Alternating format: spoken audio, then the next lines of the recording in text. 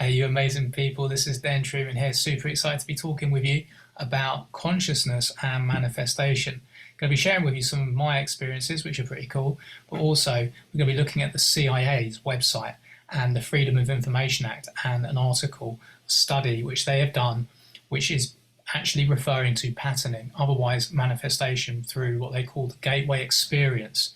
Pretty cool stuff. You're going to be able to see exactly how you can navigate this article so you can really read it, learn about it, even start practicing your co-creation abilities, because what it highlights here and actually openly explains is that we are able to develop this skill to actually create reality, manipulate our reality, manifest our reality, and quite dramatically so. Go to the CIA's website.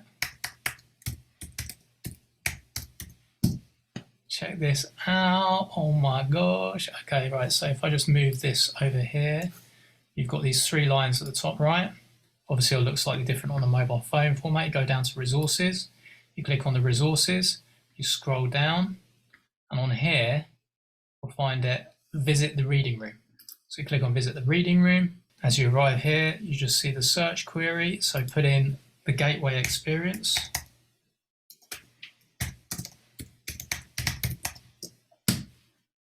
And hit that. You see number 2, analysis and assessment of the gateway experience here. So click on this, okay, and then you can see the PDF version, and voila, here we have it. This is what we're talking about.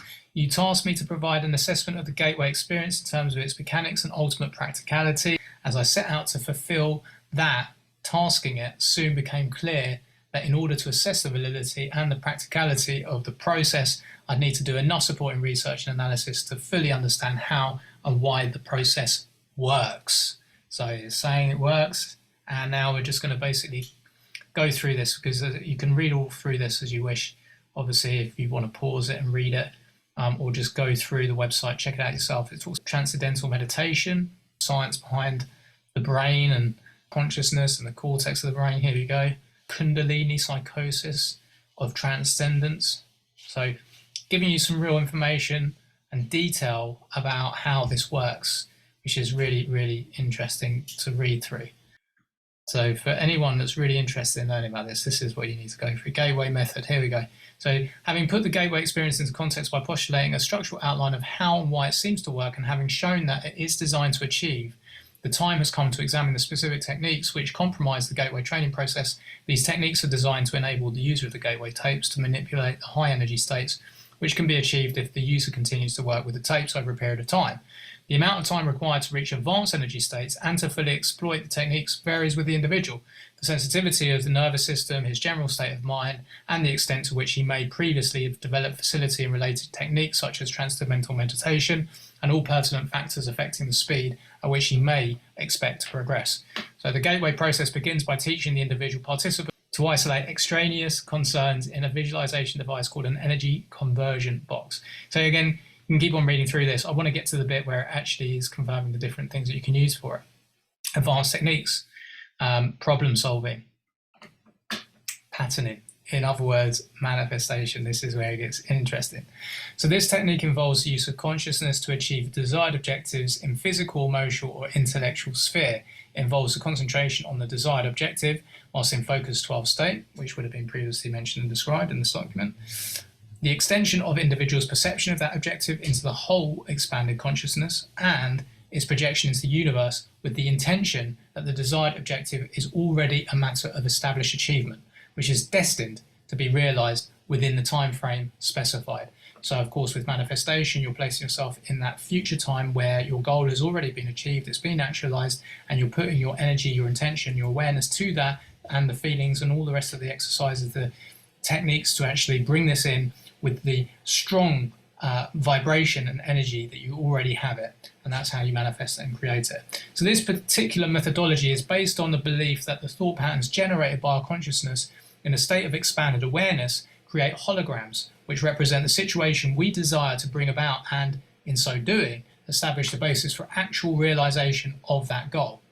Once the thought generated hologram of the sought after objective is established in the universe, it becomes an aspect of reality which interacts with the universal hologram to bring about the desired objective, which might not under other circumstances ever occur. In other words, the technique of patterning recognizes the fact that since consciousness is the source of all reality, our thoughts have the power to influence the development of reality in time-space as it applies to us, as if those thoughts can be projected with adequate intensity. However, the more complicated the objective sought and the more radically it departs from the current reality, the more time the universal hologram will need to reorient our reality sphere to accommodate our desires. Monroe trainers caution against attempting to force the pace of the process because the individual could succeed in dislocating his existing reality with drastic consequences. So therefore, do not try and rush the process, because actually that can have some potential devastating effects. So just recall this, I'm looking at this from divine timing perspective, of consciousness, the one field of consciousness, God consciousness, is that everything happens within divine timing. If you're doing this exercise, you're practicing it with a view to be able to create and manifest and bring the reality that you wish, which should be for everyone a benefit, not just for yourself, because that is obviously, not what you want to be doing is self-serving. That is where we have many of the problems that we see around us in the reality today from people that perhaps are using these skills for their own gain. But of course, what you do is you just expect that things will occur in their divine timing, but you just have to be consistent with the exercise, knowing that if you're really trying to attract a vastly different reality to the one you're currently living and experiencing, it's going to take some time, but you've got to be consistent and keep on putting the work in. It now discusses some very other interesting stuff. I mean, even about like the energy bar tool, like magic wands and remote viewing and living body map, and actually how you can use similar techniques and this gateway experience to actually harness light through consciousness to actually focus on parts of the body to actually create a healing process within you through consciousness, through energy, through vibration. So fascinating stuff. Wanted to share that with you. Now you can see how to access this document yourself. You can go through it in your own time. So that's just so cool and interesting. You've got to share that. You've got to raise people's consciousnness that actually we are powerful co-creators. Look, it's written. It's a freedom of information document on the CIA's website. This is not, pseudoscience. I mean, of course, there's lots of misinformation that we know comes from CIA, etc. But I've got personal experiences of manifestation, of creation, of the divine, of connectivity. So, this is just a great way to open up the conversation, start to actually allow people to realize that there's so much that they don't know about that's out in the public domain, and start with that. But let me just share with you this really cool, manifestation connection to the metaphysical that I started to observe many, many years ago. But this is like two instances which have actually kind of integrated. So the first one was a dream 7 or 8 years ago. And in this dream, it was on a Sunday morning I had it. It was really, really vivid. I woke up in the morning, knackered, exhausted, and decided that I'll go back to sleep. And that's when I started to have this vivid dream. And when I was recalling the dream, when I woke up, because it stuck with me, I recalled myself being in this garden, this back garden of the house. Now, in the dream, I knew that as my garden. No doubt about it, no question about it. But when I recalled the dream, I knew that from recognizing the garden, that it wasn't my garden, never been my garden, but it was actually in the dream, my oldest friend's parents' garden, who I used to go around to his house and see him play in the gardens. In the dream, like behind his house, rather than it being the playing fields that are actually there was like planes there was a runway. And so obviously there was things about it which were different. I was in the garden and I took a phone call on the mobile phone, and it was one of my other mates who was calling me, and he was like, oh, hey, I just wanted to ask you, like, with your carpet cleaning business, would you travel to Oxford to clean carpets in a house there? And Oxford is a long way from my home. It's like a good 2 hours away. And I said, if it was a big house full of carpets, then I would, if they're willing to pay the price for it. I said, so well, how much would you charge? I said, well, I'm not sure. Let me have a little think about it and I'll get back to you. So as I was coming off the phone, there was a plane that was taking off on this runway. And I thought, oh, this is going to be really cool. I've never been this close, to my knowledge, underneath a plane as it's been taking off. So I started to watch this plane taking off, and then it went vertically straight up like a rocket. And I was thinking, well, maybe this is not going to be able to stay going that trajectory. It's going to come right back down, which of course it then did. As it did, and it was coming down, I ran into the house and was worried that I was going to get blown away to pieces. It landed in the field behind where the runway was and the other planes were. Massive explosion. I was safe. And there was my partner, Mary. She was just like cleaning up the kitchen, completely unperturbed by the massive explosion going on. But she was okay. But again, even the kitchen, I recalled it being, my mate's parents' kitchen as it was when we were a kid. So anyway, and then towards the end of the dream, as that's happened, I suddenly thought, I've got to get back to Will about how much I would charge to go to Oxford.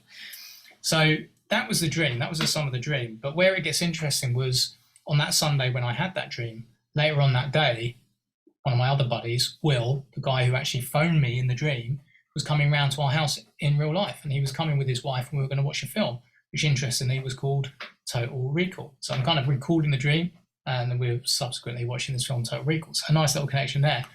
And this wasn't the original Total Recall film. This was the redone version with Colin Farrell. Anyway, we got halfway through the film, paused it for a bit, make some coffee or what have you. And then I suddenly remembered the dream and I wanted to tell Will about it because he was in it. And I said, oh yeah, you got to listen to this dream. It's so crazy. So I started to explain to him and his wife about the dream. And so I've just approaching the end of the dream, I just suddenly noticed how, my mate's wife was just looking like really shocked and in like this freaked out kind of reaction on her face. And I said, you look like you're a bit perturbed. She's like, you're fucking freaking me out. I was like, well, what do you mean I'm freaking out? She said, well, I said, you're not getting on a plane or something, because I thought maybe she's worried about getting on the plane, so I was talking about a plane crash. And she said, no. We've just been speaking to Angela and James, who are our friends and their friends together, about going to Oxford. And so, like, how did you know about Oxford? And I thought, what? And of course, I've never dreamt about Oxford before. I've got an old mate who went to Oxford University there, so I've been there once many years ago, but never had a dream about Oxford. So to have a dream with Will, a connection with Will and a friend, in the dream, wanting carpet cleaning, but then to find out that actually Will and Sarah, his wife, were just speaking the day before with our other friends, James and Angela, about going to Oxford for the weekend was hilarious because, of course, you wouldn't know this, but James and Angela, they were known for often organising little things, with other people within the group, without including others, and they wouldn't sort of just be open about it because they would be always kind of worried that people would obviously get annoyed that they weren't invited and stuff like that, even though we'd be really cool. They're the type of people that get annoyed about not being invited to something. But anyway, so it was like, we can't keep anything quiet, or secret, because it will come out, even though there was no way for them to otherwise know. But I had obviously dreamt about this and it just freaked out. So that was hilarious. But now where that really kind of integrates with this other one, it didn't integrate until much, much after, because this other experience I had was just so weird, right? We moved into a house, girlfriend Mary and I, about just over a year now, and we're living in a place called Cranley. And Cranley is a lot further out to where I've been living all my life. It's in the country, it's a rural area, we're on the edge of West Sussex, beautiful area. And I hadn't actually planned to move to Cranley at all. We weren't expecting to move where we'd been. We had to move because the landlord was selling the house. So we were actually worried at that time because there wasn't very many properties on the market that we wouldn't be able to find a property in time. We could even end up homeless potentially because there really just wasn't many properties for rent. So we were looking at a vast area over the whole of Surrey. And we had very specific requirements because I run a carpet cleaning business. I needed space, a garage for my staff and all the rest of it. So there's only about maybe 5 or 6 or 7 properties that remotely kind of work for us that were available in the time frame that we needed to be moving out. And we offered on 4 properties in completely different areas of Surrey. And Surrey is huge. I could take well over an hour to get from one end of Surrey to another. And so we didn't get into these other properties that we offered in. And the one that we did get into, which happened to be in Cranley, was basically, there was something like 80 people that inquired to get into that property. So the fact that we got into this property was an absolute miracle anyway. But what was really, really cool and interesting was about a month after we were moved in there, we just set off from my house and we were driving to a town nearby. And just a few hundred meters up from my house where we'd moved to, we're driving down the main road, which we're on. We're living on the main road. And I recognised this tree line. I thought, oh, wow. That tree line, I recognise it. I remember that job that I came and did in Cranley a year before. I said, yeah, when I was driving down there, I've never done a job in Cranley before, it's just this one time. But when I was driving down, I was thinking, fuck me, this is a really, really long, journey for this small job that I'm doing. But quite happy to be doing it. It's a nice journey. I'm enjoying the ride. and this is a beautiful area. I'd love to live out in this area, but it's probably too far for me to move to for work reasons and that sort of stuff.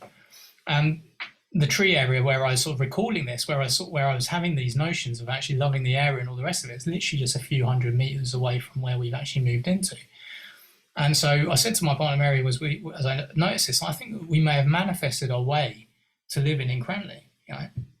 And she said, well, yeah, maybe, you know, she's a very open-minded girl, but, you know, not really taking it too seriously.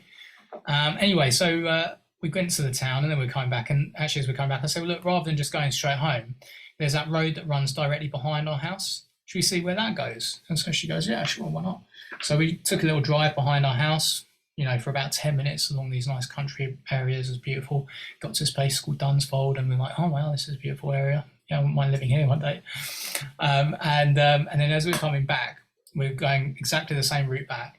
And we suddenly were about 100 meters behind our house. And we go past this gate to this piece of land behind the house. And Mary said to me, that piece of land looks like the piece of land that we looked at about 2 years ago.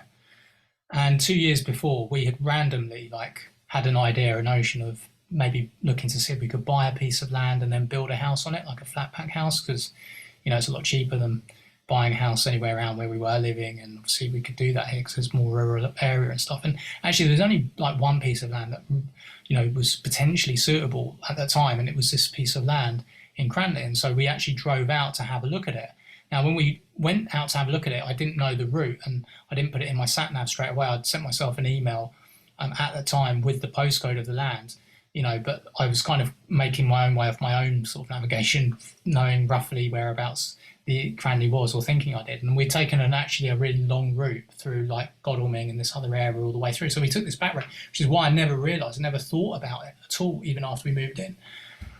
And so again, going back, it's like, it can't be that piece of land. But then I checked the postcode of where we were and I checked my email and I had the postcode of the land we looked at.